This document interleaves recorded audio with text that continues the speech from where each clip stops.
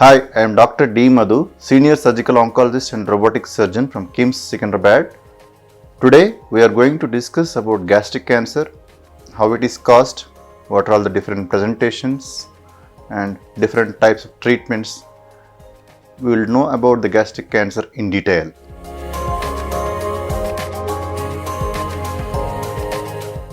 Generally, a patient with gastric cancer most of the times present with vomiting, loss of weight, loss of appetite, and reflux symptoms like dyspeptic symptoms. The patient will have fullness of the stomach, he can't eat more, and as soon as he eats, he may develop vomiting. These are different varied presentations of gastric cancer. Apart from this, certain other presentations are described like abdominal distension, that is abdomen filled with fluid.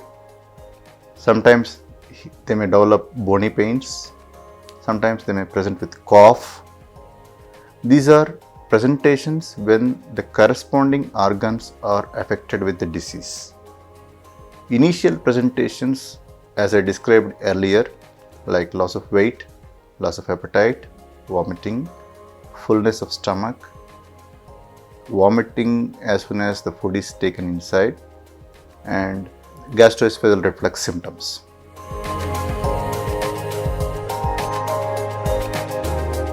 Generally, risk factors that lead to gastric cancer, to start with, we will start with habits like smoking, alcoholism, and the food intake is very important. Dietary modification is the difference making risk factor in gastric cancer. All these are what we can say modifiable.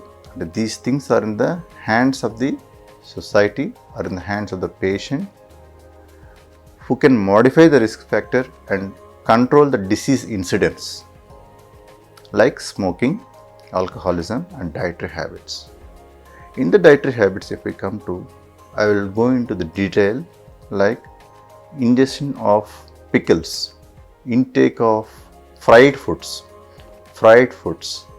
ingestion of pickles, and intake of the foods that are being cooked the day yesterday and again reheated and used today. That is a very dangerous activity.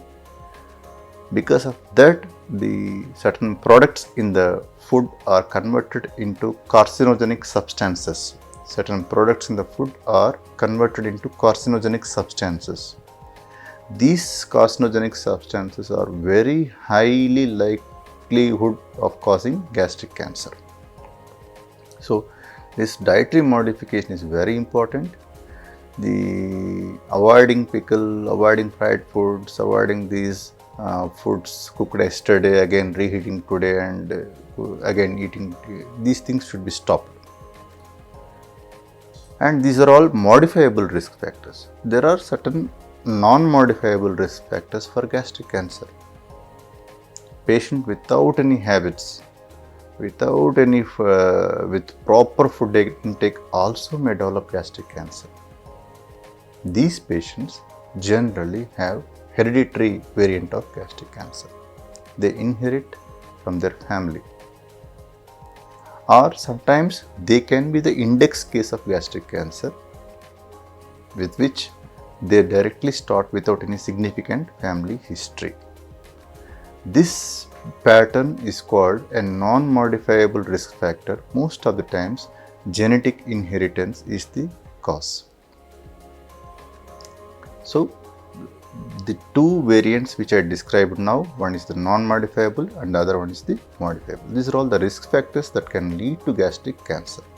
There is some specific way, there are some specific steps in which the gastric cancer happens in a patient, and a person, if suppose he doesn't want become a gastric cancer patient, can modify these things at particular levels and exit from developing gastric cancer.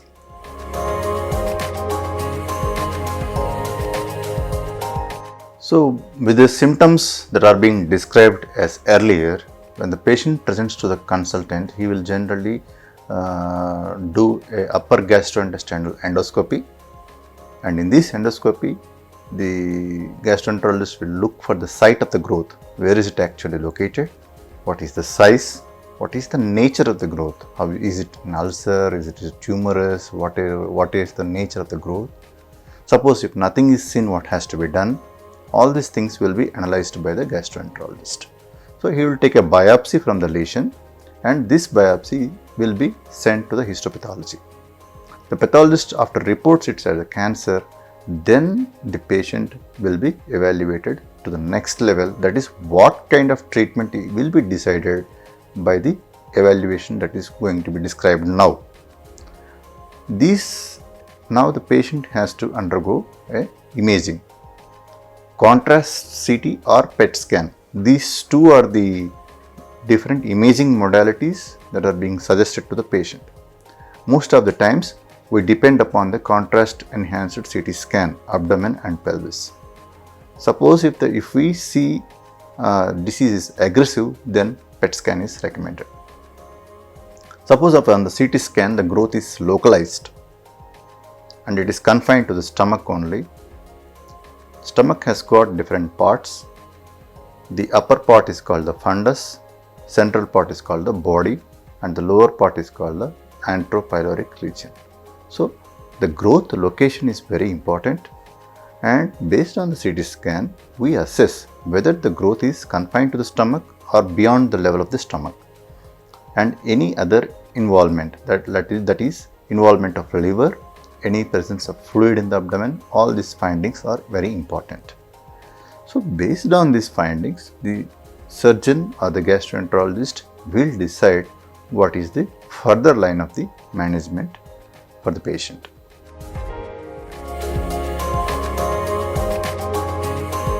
So suppose if the growth is confined to the stomach and there is no involvement of liver, no fluid in the abdomen, and the disease is operable, that means the patient is a surgical candidate, then we suggest surgery for the patient. The surgery will depend upon the location of the growth. Suppose the growth is confined to the lower part of the stomach, that we call it as a distal radical gastrectomy. Suppose if it is in the body of the stomach, we call it as a subtotal gastrectomy. Suppose if it is in the fundus of the stomach, we call it as called total gastrectomy. So along these three procedures, we need to clear the surrounding structures, the vessels which supply the stomach, and extensive radical procedures have to be done. What is the role of this radical procedure is to improve the survival of the patient. All these three procedures, from decades, it is being done through an approach called open procedure.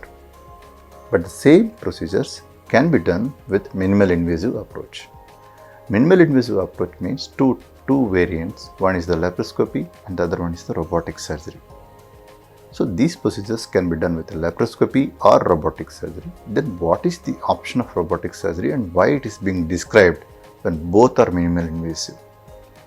With robotics, what is the advantage is the clearance of lymph nodes along the vessels is better with robotics compared to laparoscopy. And one more thing is, suppose if you plan robotics, the reconstruction also can be done in minimal invasive method. But with laparoscopy, most of the surgeons will be doing reconstruction in open method. So these are different approaches that are being described for gastric cancer surgery, that is gastrectomy. Apart from these surgical approaches, this is what I have described for operable gastric cancer. Suppose if the gastric cancer is inoperable, we cannot operate on the patient, then what are the options for the patient? So these patients whom we can't operate will be placed on other modalities of treatment rather than surgery, like chemotherapy and radiation. In the recent times, we stopped almost giving radiation. Most of the patients are being kept on the chemotherapy. Certain patients, after giving chemotherapy, they may become operable. They may be the surgical candidate in future after giving chemotherapy. There are certain situations in whom the patient has intractable vomitings, patient is not able to take feeds. In these cases, what we do are called palliative procedures. These palliative procedures include a bypass procedure and feeding procedures. These are all different surgical options, and the chemotherapy where it has to be given, and the role of radiation in the case of gastric cancer. And the approaches, as I explained, the robotics is evolving in case of gastric cancer. Compared to laparoscopy, it has got advantage. And especially in case of early gastric cancer, it has got a very good role in complete clearance for gastrectomy.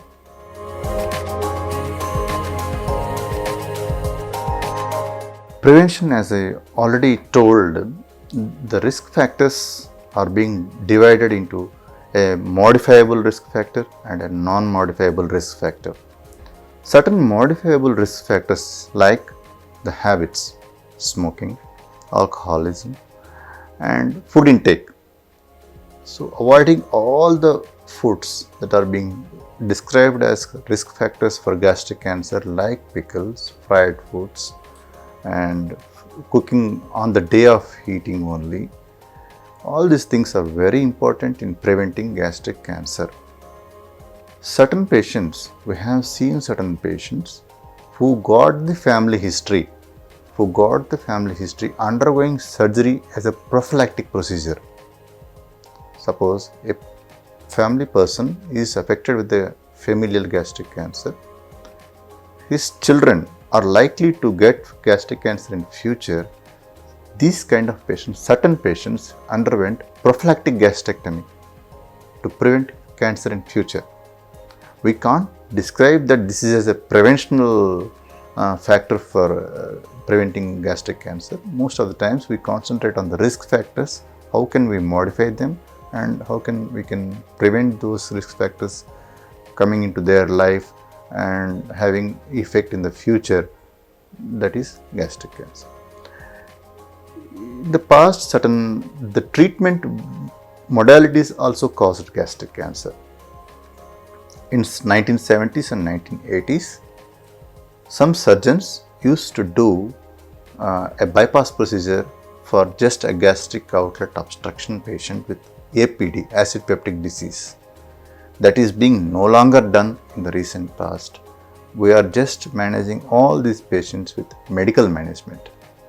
So because of that surgical intervention in 1970s and 1980s, those patients after 30 years, they are presenting with gastric cancer.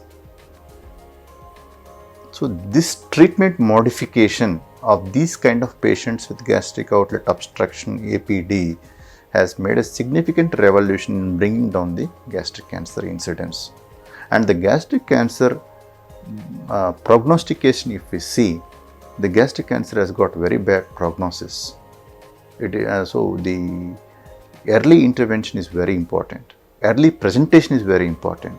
So whenever these patients having a mild symptoms also, if they consult the clinician early, if the growth is of early gastric cancer, most of the patients are doing well. Advanced gastric cancer, it's very difficult to improve the 5-year survival for the patient. So key is the early diagnosis, early treatment. Japan is one country where we consider gastric cancer as an endemic disease. Gastric cancer is very, very common in Japan because of their food habits. So most of the gastric cancers in Japan are early gastric cancers. They detect very early, they treat very early, and the best outcomes in world are described in Japan for gastric cancer. So why can't we do that in India also?